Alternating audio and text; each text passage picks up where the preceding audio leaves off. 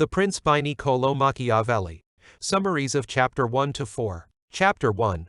The kinds of principalities and the means by which they are acquired. All states are either republics or principalities. Principalities are divided into hereditary and new principalities. A prince can acquire a new principality with his own army or others. Chapter 2. Hereditary principalities. It is easier to govern hereditary states than a new principality for two reasons. Firstly, the people of hereditary states are familiar with the prince's family and accustomed to their rule. The prince only has to keep past institutions intact and adapt them to current events. Secondly, the natural disposition of subjects in a hereditary state is to love the ruling family, unless horrible acts were perpetrated on the people by the prince. Even if strong outsiders conquered a hereditary state, any setback the outsider encounters will allow the prince to reconquer the state. Chapter 3. Mixed principalities. Men must be either pampered or annihilated. A new principality is more difficult to maintain than a hereditary state. Firstly, the people will willingly trade one recently arrived ruler for another, hoping for better lives. Any expectation of livelihood improvement will induce people to take up arms, creating great disorder. Secondly, when a prince takes over another prince's domain, he is in a tricky situation with regards to the people who put him in power. He cannot maintain the support of these people because he cannot fulfill all their expectations. On the other hand, he cannot deal too harshly with them because he is in their debt.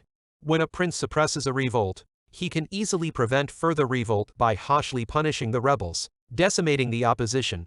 The prince can deal more harshly with his subjects in response to the revolt than he would be able to normally. It is easier to maintain a new principality if the people share the same language and customs. In this case, the prince has to do only two things. 1. Destroy the family of the former prince, and 2. Maintain law, order, and taxes. People will live quietly so long as their old ways are undisturbed. New states that have different languages and customs are more difficult to maintain. One of the prince's most effective options is to take up residence in the new state, where he can address problems quickly and prevent local officials from plundering his territory. Therefore, those inclined to be good will have more reasons to show allegiance, and those inclined to be bad will have more reasons to fear the prince. Another effective method is to establish colonies in the new state. It is less expensive than a full military occupation. As a general rule, men must be either pampered or crushed. A prince should injure people only if he knows there is no threat of revenge. Setting up military bases will not effectively keep order. Instead, it will upset the people. A prince who has occupied a foreign state should dominate the neighboring states. He should weaken the strong ones. Weaker powers will side with the strongest power as long as they cannot grow strong themselves. The prince must solve problems before the problems fully manifest. Men naturally want to acquire more, and when they succeed in acquiring more, they are always praised, not condemned. To hold a state, the prince must understand statecraft and warcraft. The prince can never escape a war.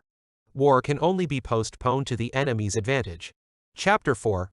Why Alexander the Great's successors were able to keep possession of King Darius' kingdoms after Alexander's death. There are two ways to govern a principality. The first involves the prince and his appointed ministers. The second involves the prince and nobles.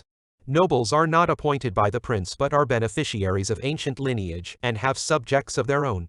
Comparing these two scenarios, the prince is more powerful if he uses ministers since he would be the only ruler. It is much harder to take over a country if the prince uses ministers because ministers have little incentive to be corrupted by foreign powers or to turn on their prince. Even if they were to turn against the prince, they would not be able to muster support.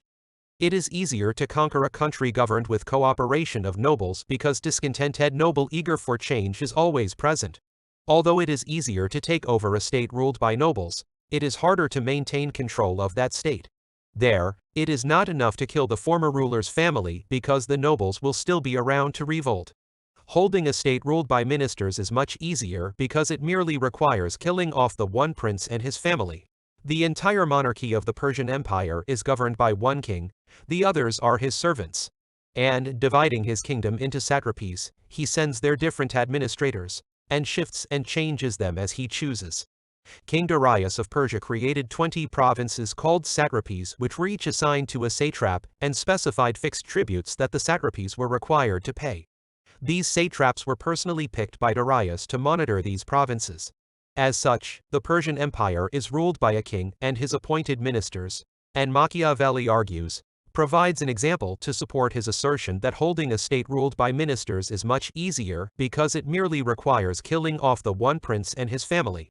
Machiavelli states that Alexander's successful conquests of Persia and the rebellions against the Romans in Spain, France, and Greece are historical evidence to support the rules he proposes. Analysis of Chapter 1 to 4. Machiavelli builds his case through historical examples and methodical arguments. He sees the ordinary citizen as a piddling, simple-minded, either love or hate the ruler depending on whether they were harmed or injured. As long as the prince can maintain control, he need have little concern for their welfare.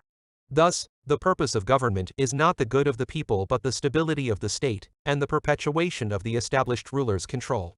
Machiavelli concern also with what goes on externally.